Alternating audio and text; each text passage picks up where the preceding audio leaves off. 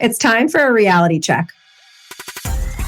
We're here to deconstruct health and fitness trends and provide tangible advice so you can become 1% better with each choice starting today. Welcome back to Reality Check. We are your hosts, Jess and Jill, and today we wanted to talk health trends in 2025.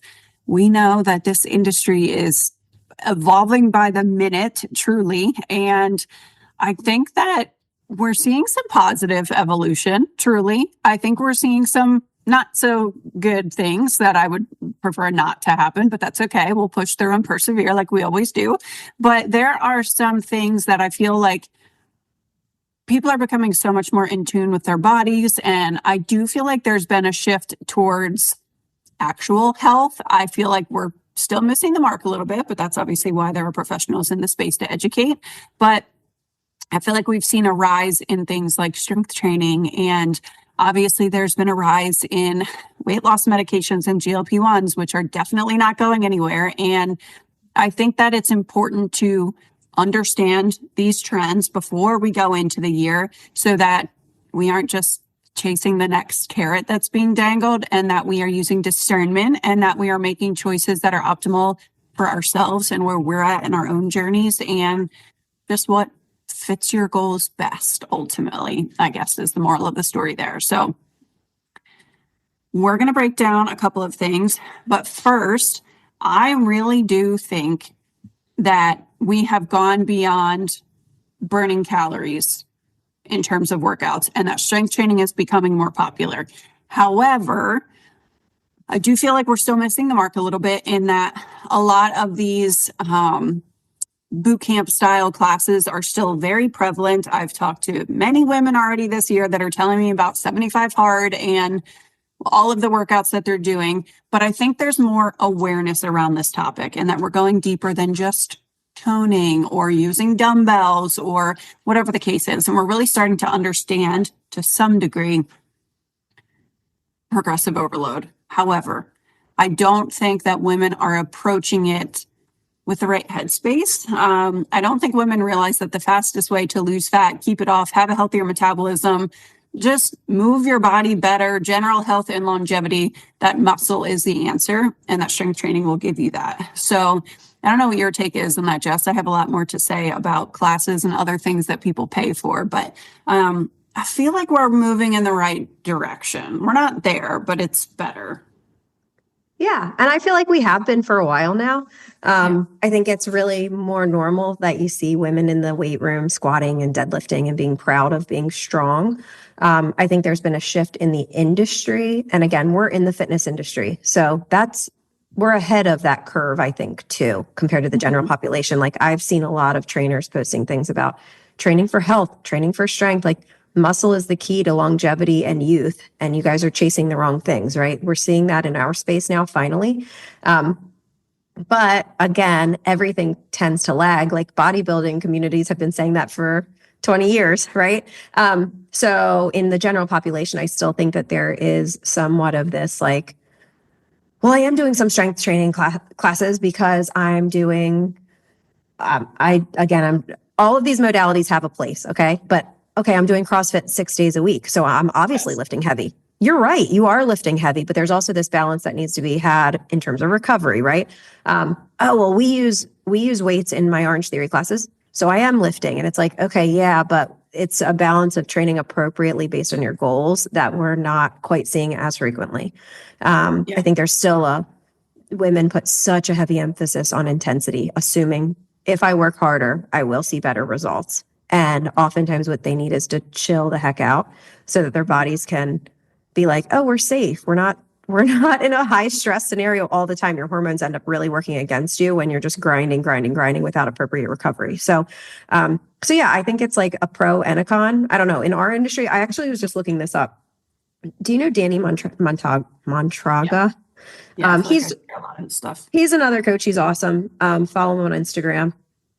He posted this the other day and I almost shared it. And then I was like, I love this, But also, like many of us who are at this healthy place now with food and exercise started at this place that's dysfunctional with just wanting our physique to change. Like I started in thinking, oh, well, it's just about looking good, right? You started there as a bodybuilding competitor. And we so do not train for that reason now. But I also don't want to shame anybody for starting there because that's how a lot of people start. And then they're like, whoa, I feel good. And that's what keeps you working out because you realize, oh, this is actually way more than way more than physique. He posted, imagine a world where women are introduced to exercise as a means to build strength, muscle, and confidence instead of a means to be thin. Imagine if they were first taught that nutrition is about health, longevity, and actually being nourished rather than just being skinny. Radical, I know. And it's like, that's awesome. And that's where we want all of our clients to get. And that's the message that we want to share now. But again, a lot of women aren't starting in that headspace because of like years and years and years of social conditioning and being told like, well, you're better or you look better if you're smaller. And it's like smaller shouldn't be the goal. Being nourished, being strong is the goal. And then physique comes as a side effect. I'm off a wild tangent here from where you started, but. No, I think that ties in so well. And I think part of the problem there, from what I see from my perspective, is that women have this misconception that's still missing when it comes to strength training, that I need to lose fat first and burn calories and do X, Y, and Z. And then I promise I'll build muscle after that. And it's like, hold on a second. We're still not understanding the correlation here of building muscle and how that is beneficial to your metabolism and keeping it off. Right. Yeah. Versus just burning calories. But you're right in that I think we're getting there with strength training, but we're missing the most important part, which is recovery. And I do think that since 2020, since shit hit the fan in the world, people are just more stressed. People went from working at home and then going back to full-time jobs or just lifestyle changing. And we're all more sedentary, which I think is honestly a stressor. So I think that we're missing the mark, and we're sedentary, not in healthy recovery ways, right? We're sedentary scrolling phones and watching TV and sitting all day at our jobs because we work remotely. And this is total speculation, but I wonder how much of that actual illness from 2020 or the vaccine, right? Like, I wonder how much those also played a part in our inflammatory and our immune system responses.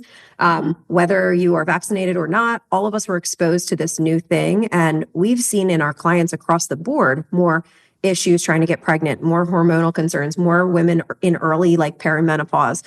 So I wonder how much is some of the lifestyle changes you're talking about and how much is just like some sort of biological physical thing that's changed within us. Because a massive influx. We see a huge difference in clients and like people running into more roadblocks than we used to see. Like that's my personal perception. Again, I don't have data on that or anything, but continue. Yeah, no, I agree. And I think it's good that we're starting to see the benefits of strength training. And I feel like it's becoming more mainstream to talk about it, for programs to be built around it, for that to be the focus. Or, I'll talk to women and say, even if they're not doing it yet, they're like, I'm doing X, Y, and Z. This is my problem. I know I need to strength train. I just don't know where to start. I'm like, great. We have that awareness, like step one, box checked, but we are missing the recovery. I think that's misunderstood. I think the next episode, either the next one or the one after that, you'll hear from Jess and I is going to cover this recovery, feeling good inside and out topic more. But ultimately, I don't think that is fully caught up. And I think that we are chasing shiny objects in that arena, but we're not actually reaping the benefits of parasympathetic inputs and like enjoying life. I feel like a lot of people just don't enjoy life anymore, which is a whole nother topic. But yeah, like just laughing and playing. One of our friends, that's recovery. Yeah, one of our friends is a dietitian, and her handle, so like she has a podcast, and her thing is the playful dietitian, because she's all about like be present in life, go on adventures. Like that's the stuff that's actually going to get us healthy from the inside out, which we don't think of as healing. But on this like rest recovery versus stress pendulum, we think do more. It doesn't need to be like all or nothing. It doesn't mean, okay, you can only work out 3 days a week and then you have to have 3 rest days where you just sit on the couch. That is not what we're talking about. I use this example quite a bit, but if you think of the most elite athletes in the world, like Olympic athletes train 7 days a week, multiple times a day, way more hours than the normal person, right? And they are okay. right? So it's not that our bodies cannot endure 7 days of CrossFit a week, right? That's not the problem. The problem is the lack of slow down, rest and recovery inputs that are there. So there's lots of ways that you can achieve this balance. If you absolutely love and it feels good to be moving more, maybe the way you achieve that balance is by increasing your hours of sleep each night. Maybe it's by you have to turn off the phone and the TV to reduce your stress inputs and not scroll social media. Maybe it is, and again, I'm using the most extreme example, but you see the elite athletes, they're doing cupping and sauna and massage every day. And they're doing all these things because they have to so that their body can operate at its best, right?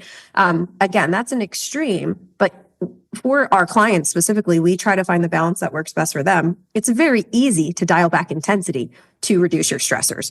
We start there because it's an easy thing to pull. And then we try to say, okay, now let's add in breath work, guided meditation, these other things that send your body these signals that say, hey, you're safe. You can recover now. We don't need to have a cortisol spike 24 hours a day. Like, what are we doing? So the balance is just really, really important. Again, I want to bite my tongue sometimes when I'm critical of different exercise modalities because movement is healthy, right? Like we want to move.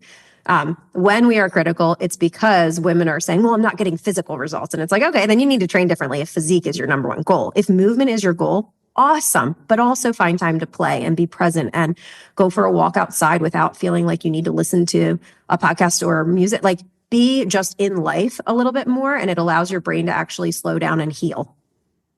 Yeah, 100%. And the last thing I wanted to touch on too with that, since I know we got away from this, but when it comes to recovery and strength training and changing your physique and all of those goals, I also feel like Pilates, there's a rise in Pilates. And I'm not talking shit because I told Jess I had a specific goal around Pilates also. I'm not taking away from strength training and building muscle and health and longevity.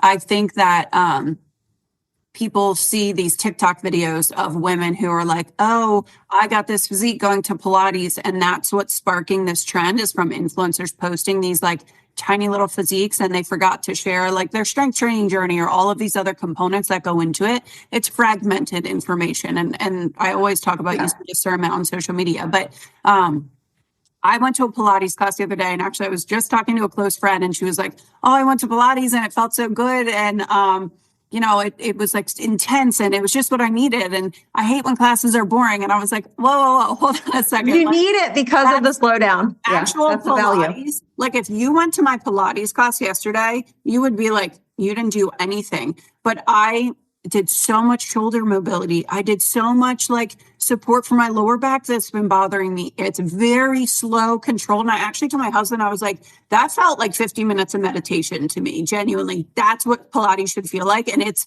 for me, I'm using it as a recovery input 1 day a week, and I'm still strength training the rest of the days. And then I go to Legree for fun bullshit because I want to try something new. Totally different things. But your outcome, your goal, your desired result is different. It is 15 minutes of quiet time for me, genuinely. Yeah. That is why I go to Pilates. So I say that because there's a rise in strength training, but there's also a rise in Pilates. And like Jess said, go to Pilates 6 days a week if you love it and the community and all of these things feel good, even if it's high intensity, whatever. But just know what your intention is. If it is for physique change, it's not going to get you where you want is the point. I used to do a Pilates class 2 times a week, and it was like a classical Pilates class. Yes. It did not feel relaxing to me like yours. But it was when I was in an office job and I was at a computer all day and my posture sucked. My back has never felt better because it was all of these. She was a very, very good teacher who went around and helped with cues and all that. But it was like, oh my gosh, I'm doing this for my posture. I'm doing this because it helps me feel good when I'm sitting at a desk all day. I wasn't doing it for physique change. Yeah, 100%. So I also think that's a trend that I didn't even have in the list that I think is happening. The other thing, and I feel like all these tie together so much. So I'm like looking at the list that I put out, like, how do I go through these? But I'll jump to the fact that I think fad diets are, listen, Weight Watchers isn't going anywhere. Not right now. Optavia, unfortunately, I don't think it's going anywhere, at least in the short term. But I do think that women are waking up in that these generic, very restrictive approaches aren't serving them anymore. We are in an era where the women that we're working with, what is considered a middle-aged woman, whatever, 30s, 40s, 50s, even up to 60s. They've been through a lot of fad diets and trends and low fat and low carb, and this is good and this is bad, right? And we're at this point of like, shit, I've been doing this 5, 10, 15, sometimes 20 years. This isn't working for me anymore. I know I need to do something different. And I think it's because there's been a lot more talk about health and things on social media, which I appreciate. I don't feel like we're hitting the mark, but I feel like there's, again, more awareness. I feel like eat less, move more. People are starting to wake up and realize like, wait, this isn't working. And health and fitness is becoming less siloed. It really needs to be more about taking a holistic approach, not holistic crunchy, looking at the whole picture. Of like all of our systems are connected, right? If one thing's off, another thing can be thrown off. Yeah, your fitness, your nutrition, your sleep, your relationships, your all stress. Of it matters. It's not just calories in, calories out. It's not just eat less, move more. Like that, I think, is becoming a pretty, thank God, recognizable thing outside of our industry finally. Yeah, and there's not this, like, I just did a post on this, like, it's one size fits none. These generic, low calorie, burn as many calories as you can, lose weight as fast as possible. People are over that. People are tired of doing it because they know that they're going to gain it back and then some. You know, we started working with doctors and we work with other clients. They're therapists, they're physical therapists.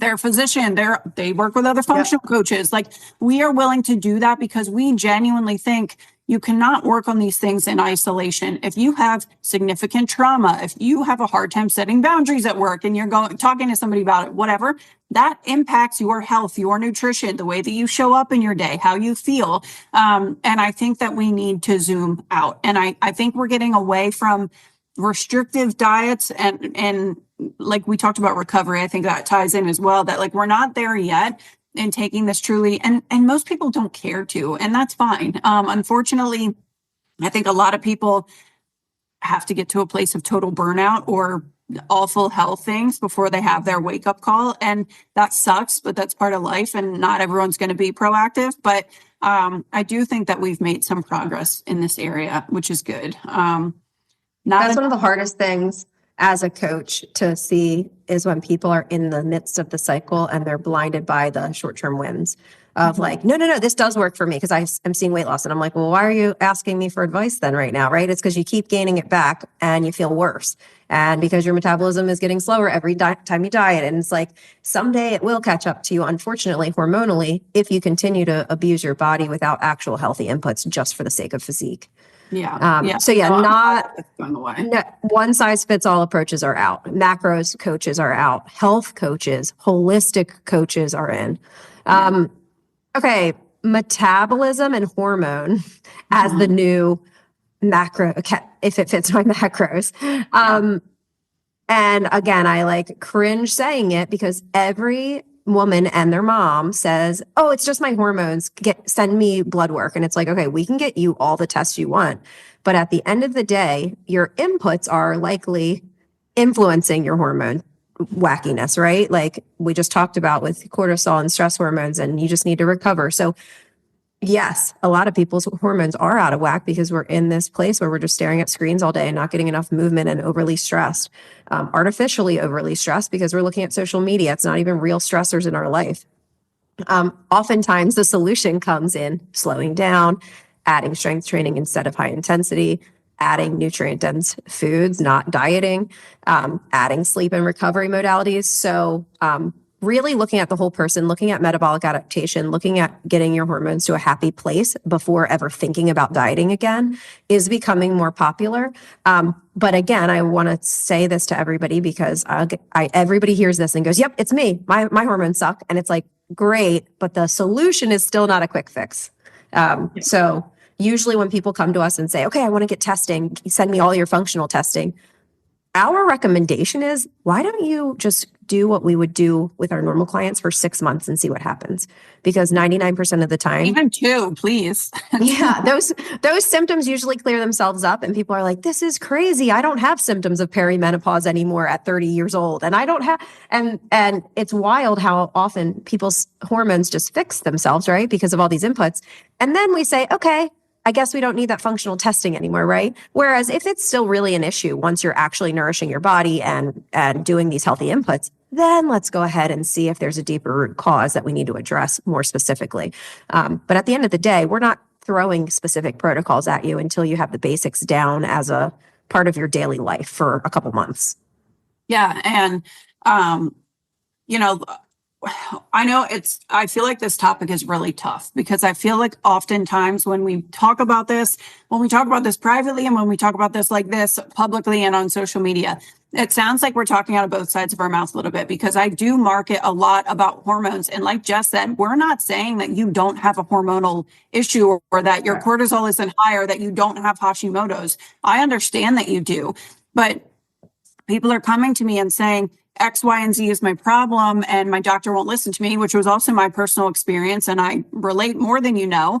And I want answers, and I know you want answers. And listen, I'm a data girl. I like to test my every test every 6 months. Is it overkill? Probably. Do I care? No, it's my money, and I can do whatever I want. But I appreciate that you want the data and you want to have an answer and have some validation. However, I just said this to Jess before we started recording, and I was like, shoot, we should have started recording earlier.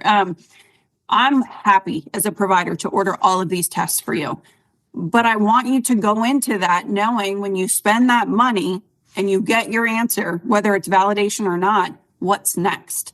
Because I don't just say, oh, your T4 and your T3 looks like this, and your TSH is high, and your TPO antibodies are high. Take these 4 supplements. Have a good day. No, that won't fix it. That's going to mask it. No matter what this test says, you still have to eat nutrient-dense foods, fuel your body with the right amount of calories, manage your fucking stress, go to bed and get off TikTok, eat regular meals throughout the day, lift weights if you want your physique to change. None of those things matter. So that's why Jess said, give us a couple months first, and then let's see what self-corrects, because we have to do these things anyway. If you're eating 1,400 calories, I still need to get you to 2,200 or whatever it's going to be before any of that happens. If you think I have a special protocol, I might, but guess what? It's going to be eating 2,200 calories, having it's still proper going to require these foundations first. No matter what, put the roof on the house if your foundation is not solid first, or else 100%. Your house is going to crumble, or it's just going to be pointless. Like, that's it.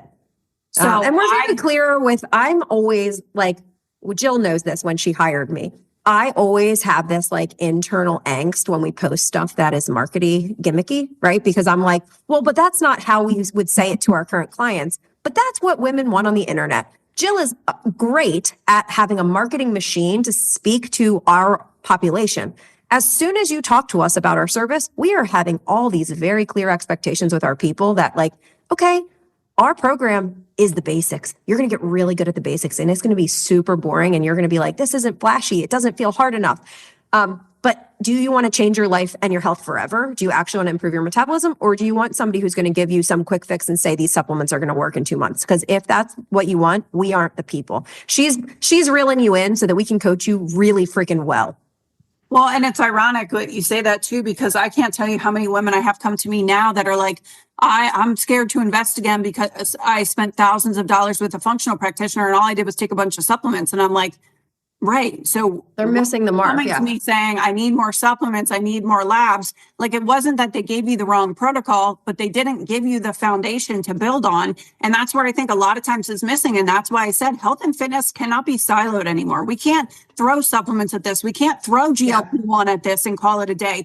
It's not going to work until you do this stuff, which is why no matter what field you're in, we're going to bring you back to home base and say, this is where we have to start. No matter what your labs say, no matter what test I do or don't do, or you pay for or don't pay for, this is where we have to start.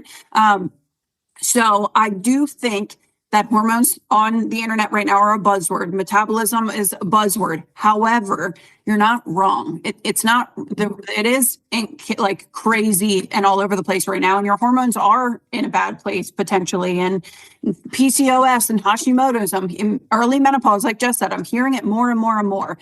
We have to go deeper than macros. However, we still have to do these super basic foundational things. If somebody is running functional labs and they are not also talking to you about exercise, stress inputs, and nutrition, they are missing the foundations. That is a red flag over and over. And again, I have a client right now who's working with a naturopath who's phenomenal. And I'm like, okay, naturopath, tell me about your experience, because sometimes it's just that they order hormones and they say, okay, take this stack of herbs. And it's like, wait, this person is drinking alcohol 7 days a week and they stare at their phone until 1 a.m. because I can see when they fill their check into me out, right? Like all these things that they don't look at. This person looked at her food logs she knew she was working with me. She looked at the exercises we were doing and was like, oh, great, it's not high intensity. She looked at the food logs and was like, oh, awesome, you're eating 35 grams of fiber and lots of fruits and veggies. Like that is what you want in a really good practitioner, somebody who's looking whole picture like that. Yes, 100%. And also, we love when clients see other providers like that, and that other provider looks at what they're doing, looks at their workouts and says like, wow, this is great. Or are they open collaborate? Or is there a reason they're not doing this when they're open? But I have absolutely had other providers that are like, this is stupid, eat 1,200 calories. And I'm like, oh my God, how are we still here? So anyway, I think it's getting better. There is also an uptick, also good and not fully there yet, in reverse dieting, in that I have women coming to me and saying, well, I reverse dieted and I went to maintenance. I did all the things you said to do and I still can't lose weight.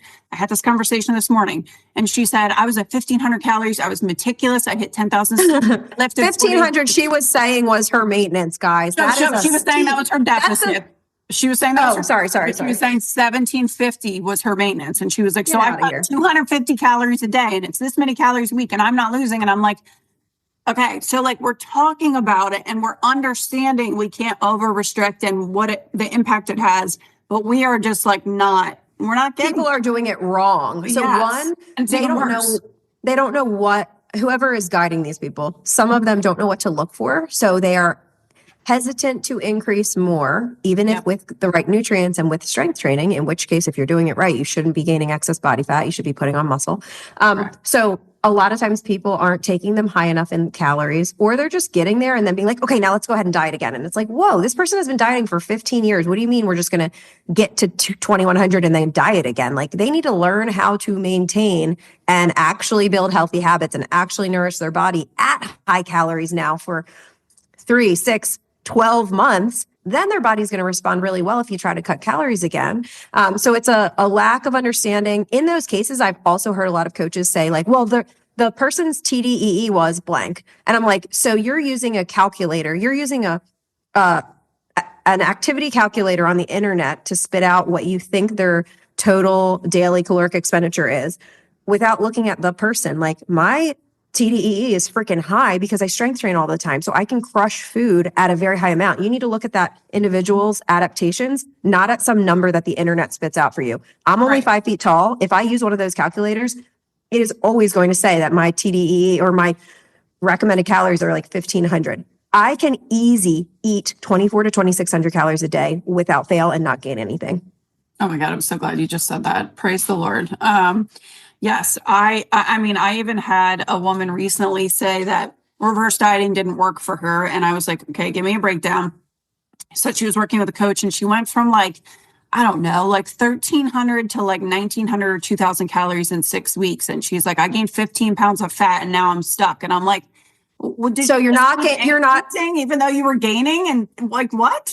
Or you weren't paying attention to inches. That's another one. Because sometimes people will gain 7 pounds, but their inches haven't gone up at all because they're gaining muscle, right? So like there's a lot of different factors that somebody needs to look at to guide you in the proper way. But if you're strength training appropriately and eating enough protein while increasing those calories, your inches shouldn't be going up. You should just kind of be chilling in the body that you're in while having more flexibility. Also weighs something. So experiencing food freedom, like enjoying food again and learning to nourish your body. Yeah. So she said she gained 15 pounds in 6 weeks. And I'm like, okay, well, that was not executed appropriately at all. And now she's convinced, right? Now she's like, nope, my body, it was too high of calories for me. I cannot eat 1,900. I operate best at 1,600. And I'm like, you're not special. Like we work with women of every age, every shape and size, and all of them, I've been able to get over 2,000 calories without gaining if we are doing the appropriate inputs in these other things I'm talking about, like strength training and walking and eating enough protein. Yeah, 100%. So I think there's more awareness on the topic, but I think it is messy. And now I think I have a new like women are dieting and they come to me and they have a level of distrust with the industry. Like, I'm broken. None of this worked for me. How will this work for me? And now there's like a new thing that I have to overcome as a provider of like, now people hear reverse diet and they're like, ooh, I don't know about that, right? Which there's already fear around more food, but now there's another level of distrust to go through. Also, I don't, like, you and I message this differently. I don't ever say reverse dieting. I say muscle building phase. We are going to do a muscle building phase. And women are like, I don't want to build muscle. I don't want to get bulky. And I'm like, okay, but like those extra calories need to go somewhere too. Correct. So it's important that you are eating protein and strength training, because if you just overeat, you're going to end up gaining body fat like the rest of America, right? So like, again, there's a strategic way that we are learning to maintain at higher and higher calories because our body's becoming more efficient, because there's this expensive tissue that we're putting on it that burns calories all the time. So we're adding muscle intentionally. So we're doing this in a strategic way. We're not just saying, okay, reverse diet and don't pay attention to your exercise, do whatever feels good, and then we'll see what happens. It's like, it's very strategic in terms of how we're trying to adapt your metabolism. 100%. Yeah. So I feel like there's so much nuance to every topic. And I know that's confusing, but honestly, that was really why I wanted to do this episode, was like, hey, this is what's coming up. This is where you're going to see more of, and this is good, the bad, and the ugly, basically. So another thing is like the use of AI technology, wearables, biohacking, which is going to be in an episode or two that we're going to talk about. Tech is making things a lot more accessible. We all know that technology is genuinely a blessing and a curse. One of the things that I think is a downfall right now is that our watches tell us how many calories we burn. We're a little bit obsessed with the numbers, and maybe not in the healthiest way. And we're letting our smart devices like Dictate our dictate everything we do, right? Well, I only burn this many calories in my workout, so I need to cut out whatever. Which is not accurate, first of all. But second of all, everything is relative to your body and what your body's already adapted to. So an example is like the gold standard is getting 10,000 steps a day, right?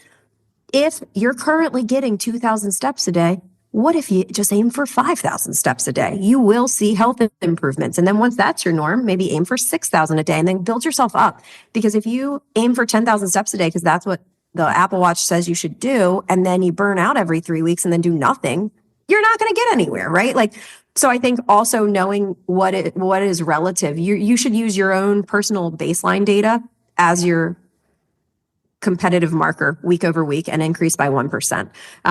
Not whatever the gold standard is from some imaginary app. The idea of counting calories burned is something we do not pay attention to at all as coaches. I do not care what somebody's Apple Watch said that they burned during a workout. I care what's the adaptation I want from that workout. We'll worry about calories when it comes to our intake of food.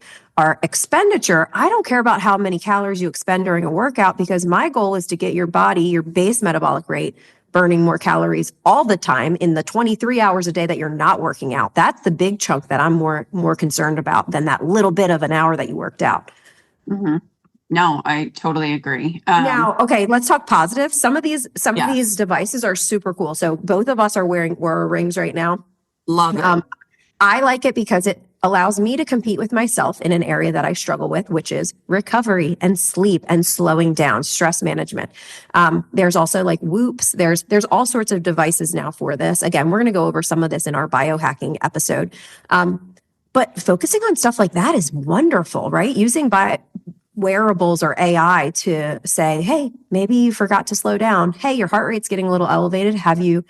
What if you take a few deep breaths? Like, those types of tools are incredible. Love, love, love it for that. I love it for tracking my steps. I've never had an Apple Watch. I've never tracked steps until I started coaching online only, because I used to get plenty of steps. And now I'm like, oh, look at that. Monday, Wednesdays, and Thursdays, my big computer days, my steps kind of stink. So it incentivizes me to remind myself to go for a walk at lunchtime, right? It can be as simple as that. But anyway, I think that where it becomes an issue is when people are using this stuff as a crutch, not as okay, I still need to have the basics down, and then I can use this stuff to kind of improve, right? Any of these devices aren't going to fix the couch potato, scrolling phone late night. Like, they're not going to fix these other things that we still need to work on. Yep, absolutely. I totally agree. And I love the data from the aura as well. But if I have a bad night of sleep or I wake up just not feeling great, sometimes I look, but sometimes I won't. Like if I'm like, this is going to trigger me, I need to just go about my day. I'm a little sleepy, just do what I can to overcome that. I know I need to remove myself. Sometimes I'll even just take it off for the day. Yeah. So you It have drives my to know mom how to use it. nuts. Yeah. My dad, she'll be like, Tim, my dad is very into this stuff. Me, Jill, and my dad are in a group text. And she'll be like, Tim, how'd you sleep last night? And he's like, oh, let me look at my app. And she's like, no, just like, how did you sleep? Like the whole point is for you to improve your habits. How do you feel? No, how do you feel though? The whole point is to improve your habits. It's not so that you have to rely on this piece of data. That's just like being obsessed with what the scale says. It's like, that's not healthy. Right. The whole point is to improve your inputs. It's not because we care about the outputs that some device tells us. Yes, 100%. Okay, next topic. We're in the home stretch here is gut health. I feel like it's same thing, mainstream now, but misunderstood. I feel like we're getting more into that. I feel like people are really starting to understand the impact that gut has on thyroid and hormones and our mood and just like how we feel. Now, the problem is that leads us to just looking for a shiny object to resolve the next problem that's coming up. So now we're looking for greens. There's a couple of greens products that are all over influencers' pages on TikTok. There are like those hashtags are getting bigger. There's like detoxes and just like things that are you have to use discernment on. I don't know how many times Plexus. There's like MLMs that are doing it. And it's like, do this protocol and it'll fix your gut health. Or and just like, drink this drink and it solves all your problems. And again, there can be something to each of these things, right? But at the end of the day, if you don't understand the habits that are then required on the tail end of this detox or fast or whatever fad you're doing, you're not going to actually heal it, right? So again, we're huge on helping women heal their gut. A lot of times it involves a variety of colorful foods. Yep. Adding like the most basic supplements ever, like omega-3s. Like it's not some flashy, cool thing. It's a lot of times doing the basics and eating more real and less processed, less sugar added shit. Yeah. And guess what? Under eating and over exercising and not managing your stress or having proper recovery inputs all negatively impact gut health, right? And like Jess said, people always ask me about like gut and I'm bloated all the time. And what do I do? And I'm like, eat 6 to 9 servings of fruits and veggies a day and go to your maintenance calories. And they're like, yeah, but like, what else can I do? Right? Like they don't want to hear that. They want a supplement. Yeah, if you ask me what the protocol looks like for that, that is what it's going to be. It's going to be dialing back your training. It's going to be more parasympathetic inputs. It's going to be as many fruits and veggies and less processed foods in your day as humanly possible. I don't know how else to describe that food is medicine. That is the root of all of your issues. And we're not against testing this stuff either. So like personally, I have struggled with IBS my entire life because 20 years ago, doctors didn't know that you shouldn't give kids antibiotics every day for years. Like I was on medicine for years and years and years because I had kidney infections as a kid. My gut sucks. So I'm not saying that there are not issues and there's not other ways that we can solve it, but we want to do all the basics. And again, I think my gut sucks now because my stress levels and my sleep are not optimized, right? I know I need to do that. Then we go ahead and we do functional testing like GI maps or tiny health tests. And we can look and say, okay, if there's a specific gut microbiome imbalance where something's too high or something's too low, then we can also add specific probiotics or specific killers to kill the thing that is overgrown in your gut, right? Those things, there's a time and a place for those also where they can really help. But let's say I have some overgrowth of, I don't know, candida or H. pylori or something, and I take the thing that's going to kill that overgrowth, right? And then I just go back to my crappy sugar-filled processed food American diet. I'm going to continue to have issues. It is not a one-time fix thing unless the underlying nutritional changes also come along with it. Mm-hmm, absolutely. So I love that gut health is being talked more and that we are going deeper and that we're starting to understand inflammation and the way that our health and our inputs impact how we feel as a human being and how we perform. And the difference between just being a body going throughout the day and going through the motions versus like actually feeling good and enjoying life and knowing what it feels like to have everything optimal and dialed in. But I don't know. I'm curious to see how that evolves this year, and how it's used in terms of like hormones and everything else, which I think gut health has been like a hot topic for a while, but hopefully we're getting a little bit deeper. And then the last thing is, and again, I think this is a good change, is that especially millennial women, because again, this generation and the generation before millennials have gone through a lot of different diets and just different fads and different phases of all of this in terms of health and fitness and wellness. But I think people are wanting to be more proactive, and people are realizing, oh, I don't have to feel like shit all the time, and this isn't normal. So people want to be proactive. Now, we just talked about all this, and this kind of ties it together in that a lot of times we're still looking for the shiny object or the quick fix or the shorter way to go about health and longevity. And fun fact, the only way to achieve true health and longevity is to live it and breathe it every day. It's not a thing that you can do or a box that you can check. You just have to embody a lifestyle that supports health and longevity in the long run. But I think that we see these influencers who, only eat organic and talk about food dyes and chemicals in foods. And like, you're not eating 70 grams of protein even a day. Like, you can get there, but you need to start here. And tying back into everything else, we have to have a foundation in terms of longevity. And that's going to start with eating protein and building some muscle and recovering and relaxing and getting good quality sleep and all of those other things that we talked about. So I'm glad that like metabolic health and longevity is being talked about more, especially with just the change of social media in the like recent years. And the sharing that muscle is the anti-aging tool. Muscle is the solution to so many things. Yeah. And as women, we don't need to be scared about it. We need to run towards it while our bodies are most optimal to build muscle. Like, you can build muscle at any age, but it gets a heck of a lot harder the older we get. So build it now while you are young and have vitality. Build as much muscle as you possibly can, because at some point your hormones are going to want to deteriorate that muscle, and it'll help you to increase your bone strength so you don't break a hip when you get older. It'll help you live longer. It will help your glucose sensitivity or your insulin sensitivity and your blood glucose and all of that. But there's all these things that go hand in hand with muscle as the anti-aging thing, as the longevity tool. Which ties into GLP-1 and weight loss medications are absolutely a trend in 2025. They're not going anywhere. They're only going to be more popular. However, people have already experienced, you see people post videos on social media of, don't take this, warning, lost 40 and gained 60 on Ozempic, or I have paralysis of my, digestion, stomach, whatever. You're seeing all of these horror stories, but they weren't using them responsibly. So they're not going anywhere. So basically, if you're curious, go just listen to this entire episode again, and listen to our episode with Dr. Our last episode was really good, because we talked about okay, that sounds like any other person who extreme diets and doesn't put on muscle. All of the same rules and apply. Their metabolism slows down, right? Like, all of these things can be prevented, and we have people who are on them seeing beautiful results because they're eating a lot of nutrients and protein and strength training still, and they're not losing muscle mass.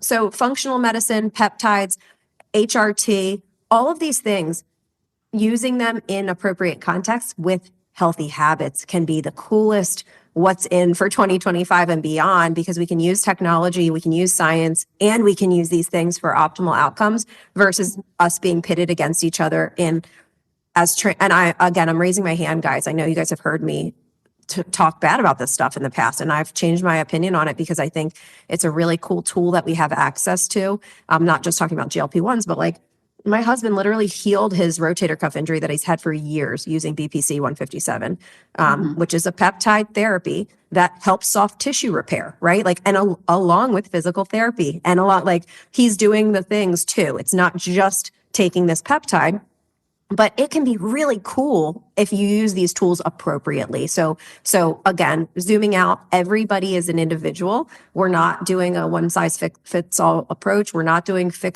quick fixes in 2025. We're really looking for sustained health.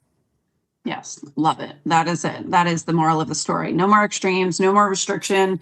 Train smart, support your body, fuel your body. Thriving is not unattainable by any stretch. None of us are perfect, but stop trying to treat symptoms in isolation or take a shortcut, and just do hard things, and get healthy and do it one step at a time. So hopefully that was helpful. If you guys have any other questions about any other trends or fads or anything you've seen, obviously you're always welcome to message us on social media. We welcome it. But that is all for this episode of Reality Check, and we will see you guys next time.